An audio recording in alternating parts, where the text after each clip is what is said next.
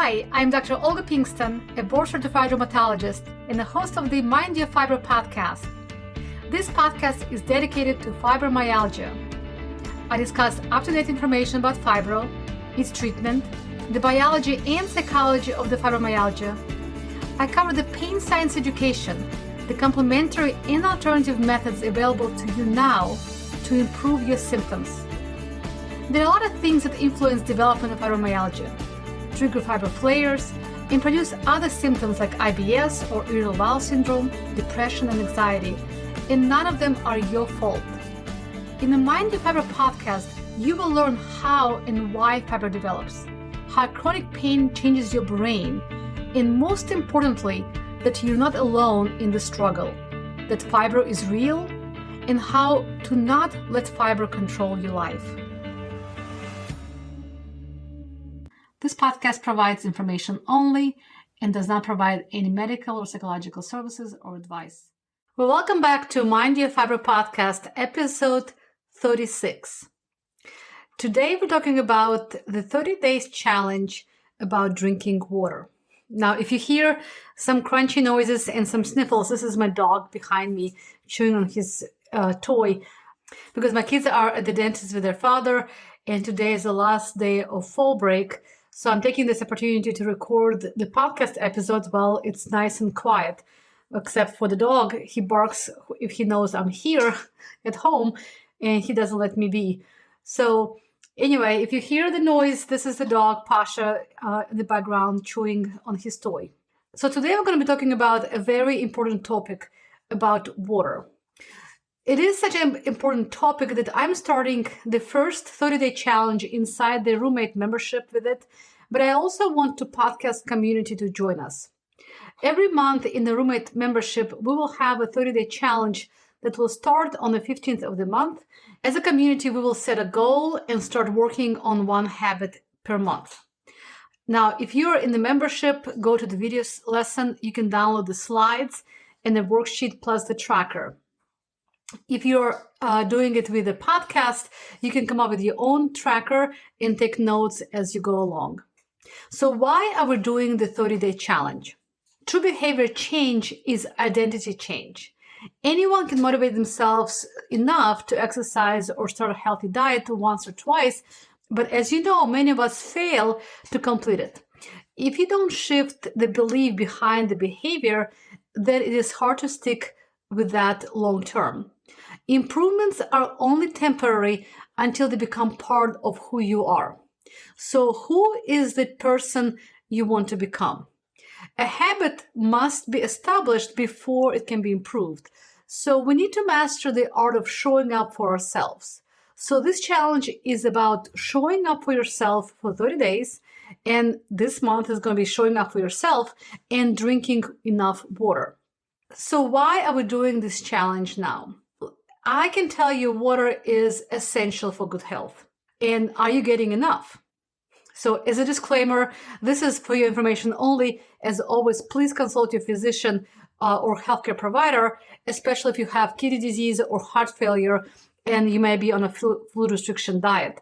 But this is such an important topic. I want you to take this information and look at your life carefully and assess if you're drinking enough water or how consistent you are with drinking water. So how much water do you drink each day? It is a simple question, but I often get a rather complicated answer from my patients. Every few of my patients will tell me they drink enough water. But even when they think they drink enough water, it is not always the right amount or not the right consistency.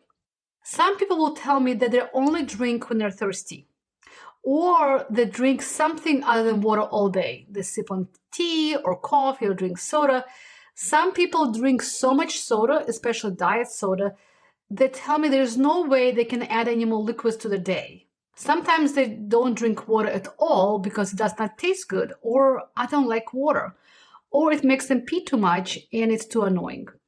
So today we're going to have a short lesson on water. Why do we need water? I will also discuss symptoms of dehydration. And finally, you will learn how much water you really need. And we'll jump into this month's 30-day challenge. So why do we need water? Our bodies are made primarily of water. Water makes up about 50 to 70% of your body weight. Your body depends on water to survive, to function, and to feel well. It has numerous functions.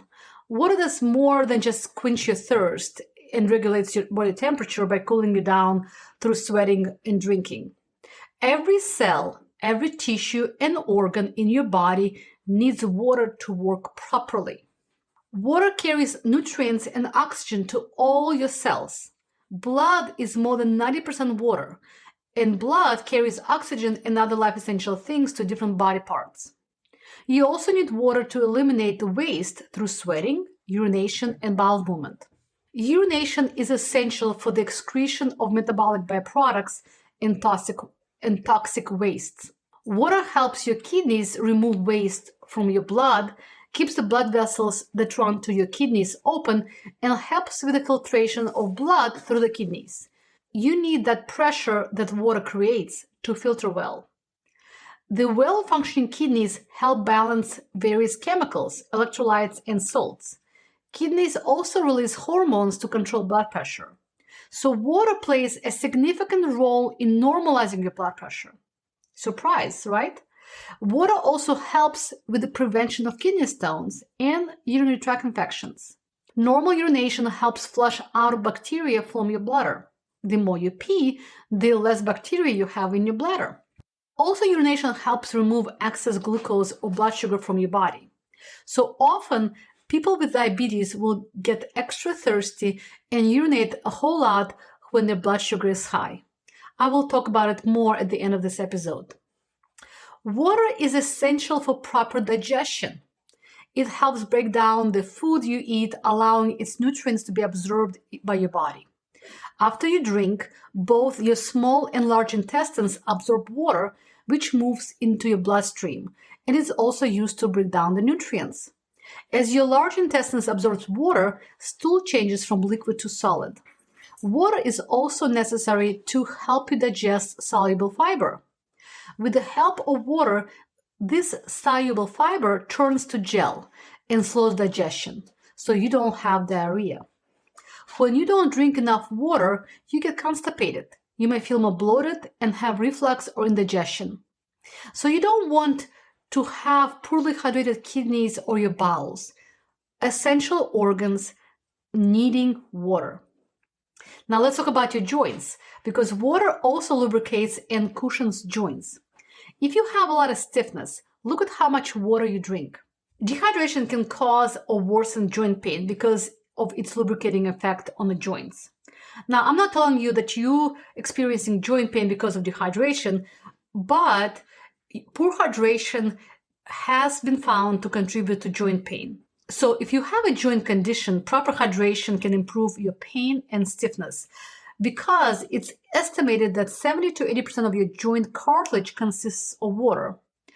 Also, synovial fluid is a thick gel-like lubricating liquid located between the joints, giving you the cushion so the bones don't rub together. Well, this fluid is located in the joints throughout your body: hips, knees, feet, shoulders, and hands. If you drink enough water and you are well hydrated, then this synovial fluid, gel-like liquid, provides nutrition, shock absorption, lubrication, and cushioning in the joints appropriately. The synovial fluid and the cartilage are like sponges. They get filled up with water and expand if there is enough water, or stiffen up when you are dehydrated. Hydration with water helps reduce friction between parts of the cartilage joints, giving you a smooth, sustained motion in the joints. When the fluid is insufficient or you're dehydrated, there's a less lubrication in the joints, which leads to joint pain and stiffness. Now, drinking water can help prevent degenerative disc disease or arthritis of the spine, or wear and tear arthritis of the spine.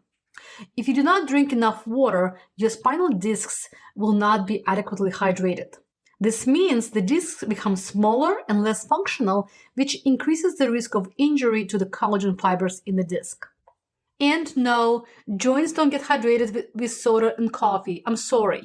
Actually, some of the drinks may keep you more dehydrated, thus affecting the joints and other cells, tissues, and organs that need water. I'm talking about soda and caffeinated drinks. So if you have stiffness and joint pain, look at what you're drinking and how much. Also, your muscles need water. Our muscles require plenty of water and electrolytes to do what we ask of them. Water helps form the structures of the muscle protein and also glycogen, an essential fuel for intense exercise done by the muscle.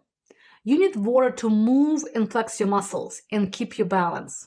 Water also keeps your body hydrated and refreshed and helps maintain your skin's elasticity. Water also keeps your body hydrated and refreshed and helps maintain your skin's elasticity. People who drink enough water are less likely to suffer from scars, wrinkles, and soft lines and won't show as many signs of aging.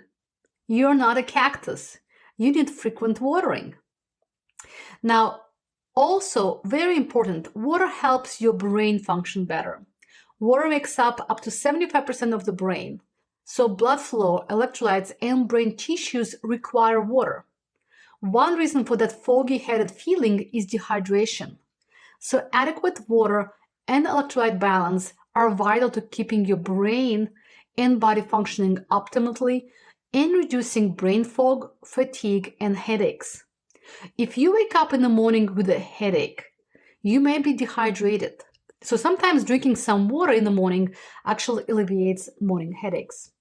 So now that you know how important water is, let's talk about the symptoms of dehydration. Most people think dehydration is something you will experience after not drinking for a long time. But you may be surprised that the two early signs of dehydration are thirst and dark-colored urine. So if you wait to drink until you are thirsty, you are already dehydrated. Thirst is normally just the brain's way of warning you that you're dehydrated because you're not drinking enough. Sometimes thirst will come up as a thought, like a passing sensation, but it may not be persistent. It's like the brain is checking with you. Hey, do you have some water around?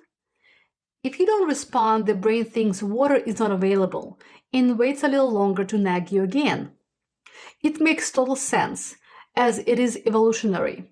Water used to be a scarce supply, right? For example, you were gathering berries or hunting and thirst will come up like a bubble in the mind. Hey, water will be nice right now. So you may start looking for water before you become severely dehydrated. You have to look for the water source, like the river or the spring. It's not just out in the faucet. So the longer you search for it, the more intense the sensation of thirst will be. At some point, you may stop feeling thirsty, but start having symptoms of dehydration, like cramping, or later hallucinations, like you see in the movies, from people searching for water in the desert. So pay attention to your thoughts. Do you ignore the little bubbles in your brain that come up and gently nag you to drink? At that point, you already have mild dehydration. Dehydration occurs when your body loses more fluid than you take in. Dehydration can be mild, moderate, or severe depending on how much fluid was lost and not replenished. We all can think of examples: diarrhea, vomiting, excessive sweating. These are likely acute events, something that's not ongoing, new, and likely will not be there for a long time, something short.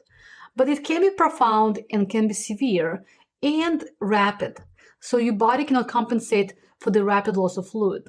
This is what most of us think of dehydration. An athlete loses a lot of fluid by running a marathon in the heat, or a baby had vomiting and did not nurse enough to compensate, or someone with a GI bug and had a lot of diarrhea. Other common causes will be fever, the use of water pills or diuretics, etc. Most of us have enough life experience to recognize severe dehydration. But you can also have chronic dehydration, when you do not drink enough water as your normal daily baseline. I have patients who tell me they drink a cup or two of coffee in the morning, then soda for lunch, and a glass of something for dinner. This is an example of not drinking enough. Someone told me they have 2 bottles of water per day. How do they know? They buy a case of water and calculate. Most don't even drink when they take meds. They just take a sip of water or something else to get the pills to go down. So you may be chronically dehydrated and not even know it. You have ignored thirst for so long that your brain gave up and assumes you live in a desert like a cactus. Your pee is always dark and has a strong odor, and you just assume it's normal. So not drinking enough water can lead to dehydration, a condition that occurs when you don't have enough water in your body to carry out normal functions. When your normal water content in your body is reduced, it upsets the balance of minerals, salts, and sugar, which affects how body functions. Even mild dehydration can drain your energy and make you feel tired, sluggish, and cranky. When you're even slightly dehydrated, your reasoning brain function starts to decrease. How many of you complain of daily fatigue and brain fog? Now, it could be due to many causes, but dehydration for sure can be one of them. You may feel lightheaded or dizzy. If you feel dizziness that comes and goes, look at your water intake. Other symptoms include increased heart rate or palpitations. You also may have a dry mouth. It may feel tacky, your lips may feel dry, and your tongue may feel dry and have a coating on it. It could be a sign of chronic dehydration. Muscle cramps and nightlet cramps could also be due to dehydration. Your dehydration level will determine the signs and symptoms you experience. Many of my patients are taking many medications. Some medications, for example, NSAIDs, or non-steroidal anti-inflammatory medications like ibuprofen, naproxen, Aleve, Excedrin, meloxicam or Mobic, diclofenac, etc., can affect your kidneys, especially if coupled with dehydration. So pay attention to how much you drink water, especially if you're taking these medications. Now, for people with diabetes, dehydration can be especially dangerous. That's because it causes blood pressure to fall and the body to secrete stress hormones like norepinephrine and epinephrine, which may raise sugar in response. When you have high blood sugar, you will often need to go to the bathroom more often, contributing to further dehydration, and the vicious cycle continues. If you have diabetes and feel thirsty and you feel like you need to pee a lot, it is likely due to high blood sugar levels, which your body is trying to reduce by removing sugar through urination. So you need to check your blood sugar level, sugar intake, and water intake, all of which are super important if you have diabetes. When you are even slightly dehydrated, your reasoning brain function starts to decrease.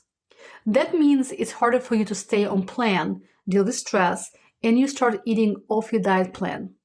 That further contributes to your high blood sugar. When you're dehydrated, you also have more hunger urges. It may be because you're thirsty, not because you're really hungry. So you start craving more foods that are not good for you. It applies to actually everyone, not just people who have diabetes. When we're thirsty, sometimes we mistakenly think we're hungry, so we eat more. So if you're feeling extreme urge to eat, actually drink a glass of water and see if you're really hungry. So how much water do you actually need? Every day you lose water through your breathing, sweating, urination, and bowel movements. For your body to function properly, you must replenish its water supply by consuming beverages and foods that contain water. So how much fluid does an average healthy adult living in a temperate climate needs? So the U.S. National Academies of Science, Engineering, and Medicine determined that an adequate daily fluid intake is about 15.5 cups or 3.7 liters of fluid a day for men, and 11.5 cups or 2.7 liters of fluids a day for women. These recommendations cover fluids from water, other beverages, and food. About 20% of daily fluid intake usually comes from food, and the rest comes from drink. Now, it doesn't account for your weight, so you also need to modify your total intake based on several factors, like exercise. If you do any activity that makes you sweat, you will need to drink extra water to cover the fluid loss. It's important to drink water before, during, and after your exercise. Also, if you live in a hot or humid weather environment that can make you sweat, you will also require additional fluid. Dehydration can also occur in high altitudes. Overall health has to be kept in mind. Your body loses fluids when you have a fever, vomiting, or diarrhea. Drink more water or follow your doctor's recommendation to drink or rehydration fluids if you are experiencing those symptoms. Other conditions that might require increased fluid intake include bladder infections and kidney stones. Now, if you have chronic kidney disease or heart failure, you actually may be on the fluid restriction, so please consult with your physician. If you're breastfeeding or pregnant, you may also need more liquids. Another way to look at the amount, you can actually use the following rule of thumb equation. Take half your body weight in pounds and drink that amount in ounces of water. For example, if you're 200 pounds, you need about 100 ounces of water. So how do you know if you're drinking enough? Your fluid intake is probably adequate if you rarely feel thirsty and your urine is colorless or light yellow, like a lemonade. Now you know why water is important, how to tell if you're dehydrated. We talked about hydration or adequate water intake and how you know you get enough water. Let's talk about the challenge. True behavior change is identity change. If you don't shift the belief behind the behavior, it is hard to stick with long-term changes. Improvements are only temporary until they become part of who you are. Every action you take is a vote for the person you wish to become. Who is the type of person you want to become? What is one habit that casts a small vote for becoming that type of person? So a habit must be established before it can be improved. You need to master the art of showing up. So this challenge, again, is all about showing up for yourself for the next 30 days, making yourself a priority. You're becoming a person who drinks water, drinks enough water, and believes in the benefits of water. So let's do a little quiz about who you are right now in terms of water intake. Are you A, water lily? You love water and drink lots of it regularly. B, you may be a houseplant. You like water, but your water intake is inconsistent. Some days you forget to water yourself. C, as in cactus. You don't like water. You drink mostly drinks that are not water. You really don't care for water. So if you drink plenty of water, it's great. You will assess if you drink enough and if you're consistent. So for the 30-day challenge, you will track your consistency. It may provide you with great insight. So don't skip this challenge in tracking. We tend to overestimate how good we are and underestimate our negative behaviors. If you do not drink enough water, the 30-day challenge will teach you how to start loving the water and drinking enough water. There are two categories of people who don't drink enough water. First category, likes water enough, just does not drink enough of it. The second category will say that they don't like the taste of water. So if you don't drink enough water but like it well enough, the goal of the challenge for you is to increase your daily water intake and be consistent. So if you don't drink enough water but like it well enough, the goal of the challenge for you is to increase your daily water intake and be consistent. You will need to assess your daily intake, set a goal, and see if you can gradually increase it. If you drink soda or other drinks with artificial sweeteners, sports drinks, etc., the goal is to eliminate them. If you are a regular soda drinker, please go to the module on winning over drinking soda. If you identify yourself as someone who hates water or does not like water or does not like the taste of water, that's okay. The goal of this challenge for you is to change your thoughts and beliefs about water, reframe your thinking, and be consistent about adding water daily. You will need to assess your daily intake, set a goal, and see if you can gradually increase it. If you drink soda or other drinks with artificial sweeteners, sports drinks, etc., the goal is to eliminate them. If you are a regular soda drinker, please go to module on weaning off drinking soda. If you keep saying, I don't like water, that is the thought and belief that does not serve you. Water is evolutionarily needed for humans to survive. It's like saying, I don't like oxygen, or I'm not too fond of hygiene. Sure, you can survive living in not ideal conditions, but we're talking about an essential need. You don't need to love water to drink it. Just do it. And it takes time and practice. So it would help you if you reframed your thinking. If you catch yourself saying, I don't like water, add an even though statement. Even though I don't like water, I am working on drinking it because it is important to my health. This challenge is all about showing up for yourself for 30 days and the rest of your life. Make yourself a priority. You are becoming a person who drinks water, drinks enough water, and believes in benefits of water. I promise you, if you do it long enough, you will develop a taste for water, and over time, you will start liking water, actually loving it and craving it. I promise you that. How can you start liking water right now?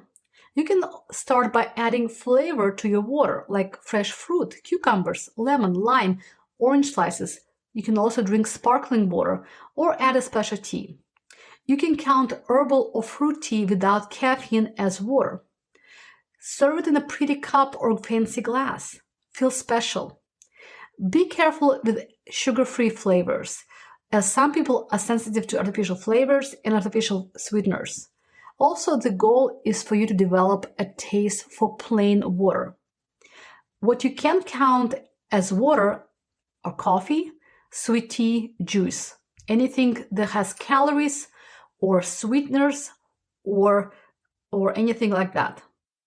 Now, unless you're a super sweaty athlete, I do not recommend counting Gatorade as water. You don't need it unless you sweat a lot and need to replenish your electrolytes.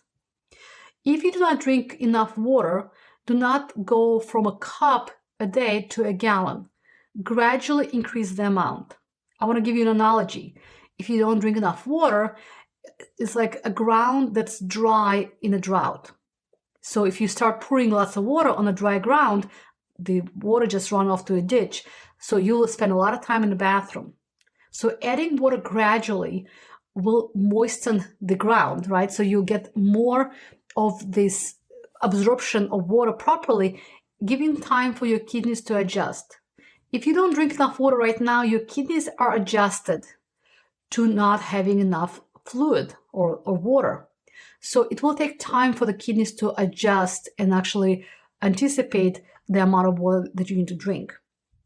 So make a plan of how much water you want to drink or how much water you're drinking right now and gradually increase that amount. You may increase the amount by half a cup at a time or a cup every so many hours. So make a plan of how to drink more water and gradually increase it. The next step is to do the worksheet and the water tracker. If you're not in the membership, you can make your own 30-day tracker of how much you want to drink and how consistent you're going to be. Nothing sustains motivation better than belonging to a tribe. It transforms a personal quest into a shared one, so doing something with the community makes it easier to stick to the habit. So if you're in the membership, please go to your community and share your wins. You can post daily about your accomplishments, and it will also be a great place for your accountability.